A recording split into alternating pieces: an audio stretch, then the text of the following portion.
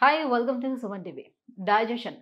So, ఈ digestive problems ఇటీవల కాలంలో చాలా మందిలో ఇది చాలా కామన్ ప్రాబ్లమ్ అయిపోయింది. వయసుతో కూడా ఎలాంటి సంబంధం లేదు. సో, చిన్న పిల్లల దగ్గర నుంచి కూడా పెద్దవాళ్ళ వరకు ప్రతి ఒక్కరు ఈ డైజెషన్ ప్రాబ్లమ్ ఫేస్ చేస్తూ పొద్దున్న లేవగానే రకరకాల ఎక్స్‌పెరిమెంట్స్ చేస్తూ ఉంటున్నారు. కొంతమంది టాబ్లెట్స్ ఏసుకుంటారు. కొంతమంది ఇంటి చిట్కాలు పాటిస్తూ ఉంటారు. అప్పటికప్పుడు ఉపశమనంగా ఏం దొరుకుతుందో అది చేస్తున్నారు గానీ పర్మనెంట్ క్యూర్ ఏంటి? సో, లాంగ్ టర్మ్‌లోని దీనివల్ల వచ్చే కాంప్లికేషన్స్ ఎలా ఉంటాయి? సో, యోగాతో ఈ డైజెషన్ ప్రాబ్లమ్స్‌ని ఎలా మనం క్యూర్ చేసుకోవచ్చు? ఈ వీడియోలో మనం మాట్లాడదాం. మనతో పాటు ఉన్నారు యోగా ఎక్స్‌పర్ట్ సాహితి గారు. హలో అండి. హాయ్ అండి. సో, డైజెషన్ ప్రాబ్లమ్ అనేది చాలా చిన్న ప్రాబ్లమ్‌గానే అందరూ చూస్తూ ఉంటారు. రైట్? సో, ఇప్పుడు మనకు అరగలేదు. ఏదో తిన్నాను అరగలేదులే అని అనుకుంటారు. ఈ క్షణానికి ఇది క్యూర్ అయిపోతే సరిపోతుంది అని. సో, రోజు చూద్దామని ఎవరో ఒకరు సజెస్ట్ చేస్తే ఏవో ఒక మెడిసిన్స్ యూజ్ చేస్తూ ఉంటారు. బట్ ఈ డైజెషన్ ప్రాబ్లమ్‌తో లాంగ్ టర్మ్‌లో వచ్చే కాంప్లికేషన్స్ ఏంటి? అండ్ యోగాతో దీన్ని ఎలా తగ్గించుకోవచ్చు? చాలా మంచి క్వెషన్. చాలా అందరికి చాలా ఇష్టపడే క్వెషన్ యాక్చువల్లీ ఇది. డైజెషన్ ప్రాబ్లమ్స్ అంటే చాలా వచ్చేస్తాయి సుజిత గారు. ఇక్కడ బ్లోటింగ్ వస్తది, కాన్‌స్టిపేషన్ వస్తది, అసిడిటీ ప్రాబ్లమ్స్ వస్తాయి, బర్పింగ్స్ వస్తాయి. ఇట్లా రకరకాల గ్యాస్ ట్రబుల్స్ ఇలా అన్ని ప్రాబ్లమ్స్.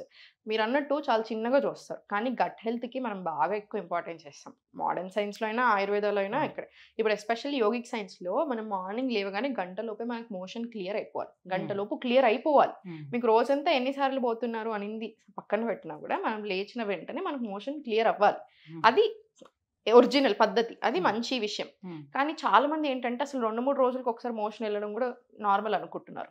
బ్లోటింగ్ నార్మల్ అనుకుంటున్నారు. అసిడిటీ నార్మల్ అనుకుంటున్నారు. గ్యాస్ వస్తుంది తింటే పడట్లేదు నాకు నార్మల్ అనుకుంటున్నారు. కానీ అంటే ఇప్పుడు ఉన్న డాక్టర్స్ కూడా ఏం చెప్తున్నారంటే, సో 1 డే అవ్వట్లేదు, లేకపోతే 2 డేస్ అవ్వట్లేదు, కాన్‌స్టిపేషన్ అని వెంటనే మీరు దాన్ని డిసైడ్ చేయాల్సిన నెసెసిటీ లేదు. సో 3 డేస్‌కి ఒకసారి అయినా కూడా ఓకే అని అంటున్నారు. మరి ఎట్లా? మీరే చెప్పండి 3 డేస్‌కి ఒకసారి ఓకే అంటే మనం డాక్టర్స్ చెప్పినప్పుడు మనం ఏం అనలేకపోతుండొచ్చు కానీ బయటకి మీరే చెప్పండి రోజుకి ఒకసారన్నా వెళ్ళకపోతే మనిషి ఎలా ఫీల్ తినేది అవుతాడు? కూడా మనకి తినేది అసలు మనం వంట రోజుకి కూడా ఒకసారి ఉండదు. 3 రోజులకు ఒకసారి మనం తిననప్పుడు 3 రోజులకు ఒకసారి ఎలా వెళ్తాము? 3 అదే. రోజులకు ఒకసారి మీరు తింటున్నారా? అప్పుడు 3 రోజులకు ఒకసారి వెళ్ళండి. కానీ రోజు 3 పూటలు 4 పూటలు తింటూ గ్రైండర్ ఏమో ఆగదు కింద నుంచి వెళ్ళను అంటే కానీ ఏది రావద్దు అంటే సో 100% మోషన్ క్లియర్ ఉంటే ఇప్పుడు మీరు చూడండి మోషన్ సాఫ్ లేనప్పుడు వాళ్ళకి రోజంతా దాని మీదే ఉంటది దృష్టి. అవును. చాలా మంది ఏ పని సరిగ్గా కాన్సంట్రేట్ చేయలేం. అండ్ చేయలేరు. గట్ హెల్త్ అనేది చాలా ఇంపార్టెంట్ సుజిత గారు. ఎంత ఇంపార్టెంట్ అంటే ఇప్పుడు మోడర్న్ సైన్స్ చెప్తుంది. ఈ 50, 60 ఇయర్స్ నుంచి బాగా వచ్చింది కదా గట్ హెల్త్. ఇట్లా లాస్ట్ ఇంకా 10, 15 ఇయర్స్ నుంచి దీని మీద కూడా రీసెర్చ్‌లు ఎక్కువే. అవును. కానీ ఆయుర్వేద కానియండి, యోగా కానియండి 5000 ఇయర్స్ నుంచి చెప్తుంది.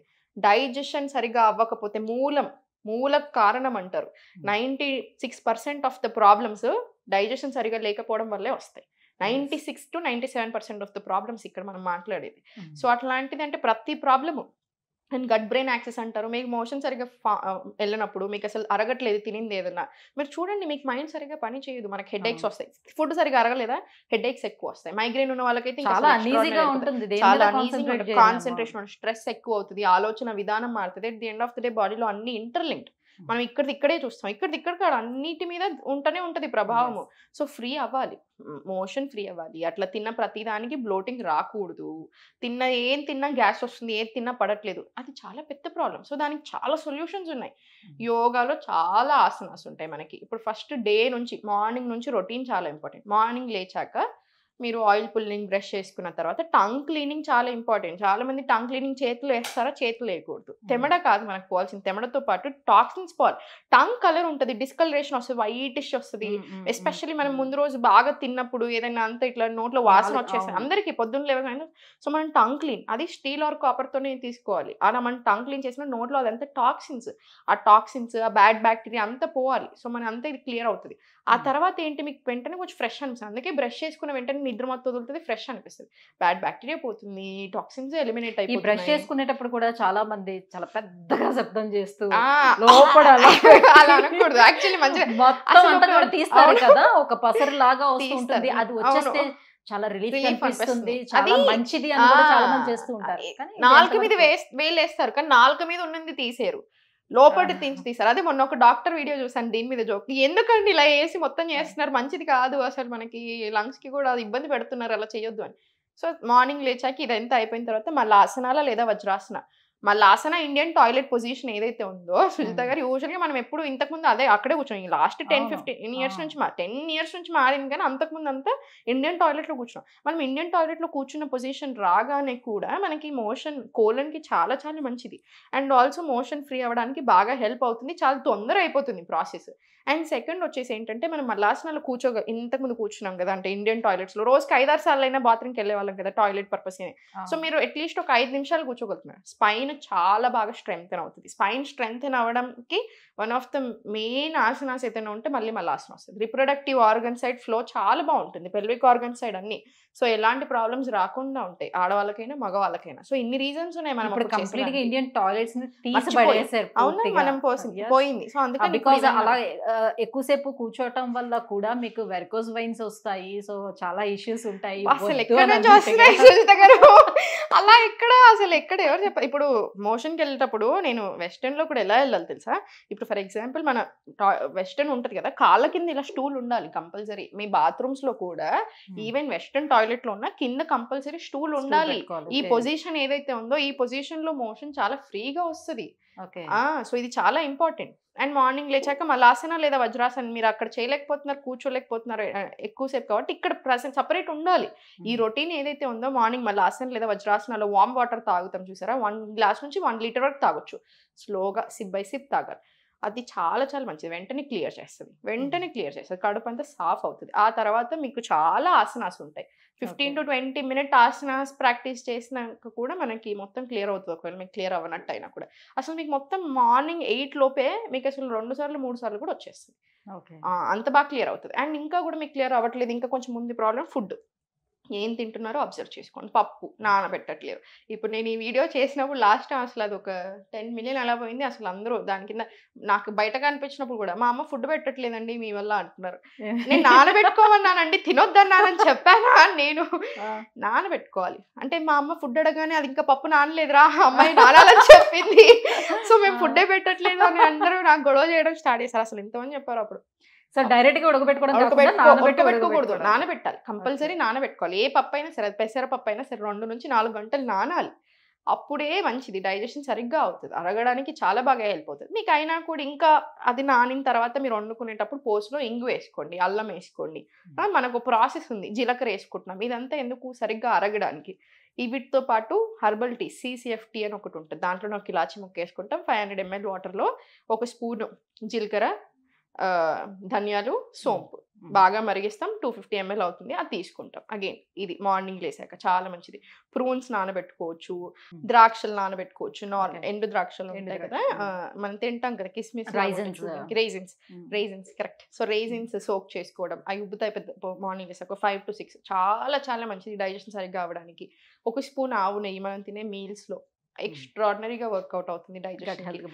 Ajwain tea, just ginger tea, ఇవన్నీ కూడా మనకు చాలా బాగా హెల్ప్ అవుతాయి డైజెషన్ కి. అండ్ దీంతో పాటు ఏంటి, మనం సరిగ్గా తినింది అరిగించుకోవాలంటే మూమెంట్ ఉండాలి. మరి తింటున్నాం కూర్చుంటున్నాం. ఎస్పెషల్లీ ఆఫ్టర్ 25, ఇంతకు ముందన్నా 30 తర్వాత డైజెషన్ కొంచెం కొంచెంగా తగ్గుతూ వస్తుంది. అందుకే ఏజ్ పెరుగుతున్న కొద్దీ మనం టీనేజ్ లో ఉన్నప్పుడు తిన్నంత ఇప్పుడు తినలేము. ఆబ్వియస్లీ 30లో తినలేము మనం అంత. అదే ఇప్పుడు టీనేజ్ పిల్లల్ని చూసి వాళ్ళు ఎంత తినా వాళ్ళకి అరుగుతూనే ఉంటుంది, వాళ్ళు ఎంతైనా తినగలుగుతారు. మనం అలా తినగలుగుతామా? ఎందుకు? మనం సపోర్ట్ చేయట్లేదు డైజెస్టివ్ సిస్టమ్. మన డైజెస్టివ్ ఫైర్ ఏదైతే ఉందో స్ట్రాంగ్ ఉన్న రోజులు మనం బాగుంటాం, మెటబాలిజం పెరగాలి. సో దానికి తగ్గట్టే మీరు 100% 1 hour యోగా ప్రాక్టీస్ చేసుకొని లైఫ్ స్టైల్ సెట్ చేసుకున్నారనుకోండి, మీకు ఎక్స్ట్రాడినరీగా సెట్ అవుతుంది అన్నీ. లేదంటే మీరు లేట్ పడుకుంటున్నారు, అన్నీ ఇంటర్లింక్డ్. అందుకే మనం లేట్ పడుకుంటున్నాం, ఏమవుతుంది, తిన్న ఫుడ్ సరిగ్గా అరగట్లేదు, 10 o'clockకి పడుకుంటున్నాం, ఇంకా అది ఏమి అరగకముందే 12కి 1 దాకా చూసుకొని పడుకుంటాం. సర్కాడియన్ రిథమ్ దెబ్బతింటా ఉంది మన బాడీలో, న్యాచురల్ బయాలజికల్ క్లాక్ని డిస్టర్బ్ చేస్తున్నాం, సర్కాడియన్ రిథమ్ని దెబ్బతీస్తున్నాం. ఏమవుతుంది అప్పుడు? హార్మోన్స్ మీద పడుతుంది, స్ట్రెస్ అండ్ యాంగ్జైటీ ఎక్కువ అవుతుంది. ఇవన్నీ మళ్ళీ ఎక్కడ పడుతుంది ప్రాబ్లమ్? లివర్ మీద ఎఫెక్ట్ పడుతుంది. ఎక్కడ పడుతుంది? మళ్ళీ డైజెషన్ మీదే పడుతుంది. సో మనం మన బాడీ ఏమైపోతుంది అంటే, ఇప్పుడు నువ్వు బిర్యానీ తిన్నాను అనుకోండి, అదంతా అరగాలి కదా.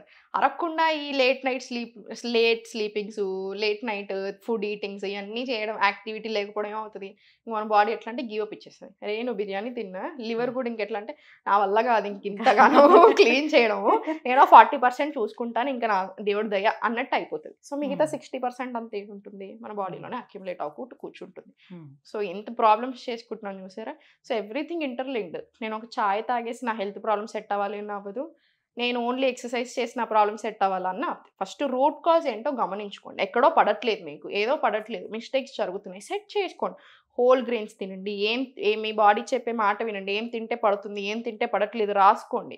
CCFT, డైజెస్టివ్ టీస్ ఇట్లాంటివి చాలా ఉంటాయి మనం చెప్పాము, ఇవన్నీ ఫాలో చేయండి. ఫుడ్ కొంచెం మంచిగా అరిగేలాగా చేసుకోండి. సో ఏదైనా ఫుడ్ తీసుకున్న తర్వాత ఫ్రూట్స్ అలాంటివి తీసుకుంటే డైజెషన్ బాగా అవుతుందని కొంతమంది, తిన్న తర్వాత తీసుకోవద్దు బిఫోర్ తీసుకోండి అని కొంతమంది చెప్తూ ఉంటారు. ఏది మిత్, ఏది ఫ్యాక్ట్? రెండు తప్పే. ఎప్పుడైనా ఫ్రూట్స్ ఎలా తీసుకోవాలంటే మీల్కి మధ్యలో ఫ్రూట్ ఉండాలి. తిన్న వెంటనే ఫ్రూట్ ఉండకూడదు, ఫ్రూట్స్తో డే స్టార్ట్ చేయొద్దు, ఫ్రూట్స్తో ఎండ్ కాకూడదు.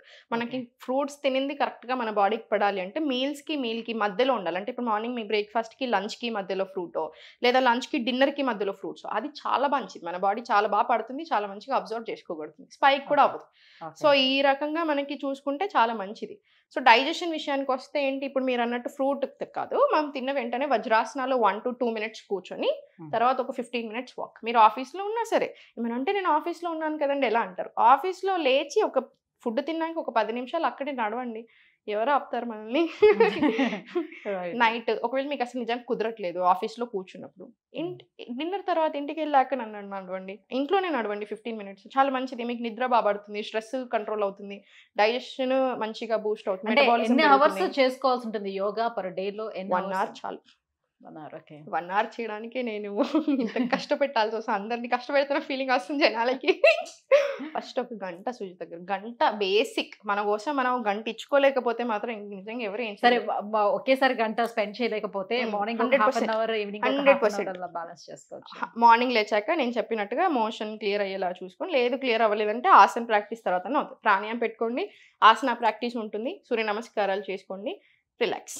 ఇది మీకు త్రూ అవుట్ ద డేకి మీకు మూడ్ స్వింగ్స్ రాకుండా చూసుకుంటుంది, త్రూ అవుట్ ద డేకి మీకు ఎనర్జెటిక్గా ఉంచుతుంది, ఫోకస్ పెంచుతుంది, అన్ని రకాలుగా హెల్ప్ చేస్తుంది. నైట్ పడుకునే ముందు బ్రీతింగ్ టెక్నిక్స్ తీసుకోండి, ఓం మంత్ర చాంటింగ్ లేదా భ్రమరీ ప్రాణాయామం, లేదా చాలా బ్రీతింగ్ టెక్నిక్స్ ఉంటాయి, అంతర్కుంభక యాడ్ చేసి తీసుకునేది, అంటే 5 seconds inhale, 2 seconds hold, 6 seconds exhale, ఇట్లాంటి బ్రీతింగ్ టెక్నిక్స్ ప్రాక్టీస్ చేసి పడుకోండి. సో ఇక్కడ మీకు 45 minutesలోనే అయిపోయింది కదా. థ్యాంక్ యూ సాహితి గారు, thank you so much. So ఈ మధ్యకాలం అందరూ ఫేస్ చేస్తున్నటువంటి ఈ ప్రాబ్లమ్, డైజెషన్ ప్రాబ్లమ్కి దీనికి ఎంత మంచి సొల్యూషన్ కూడా తెలియజేస్తుంది. Thank you so much. Thank you.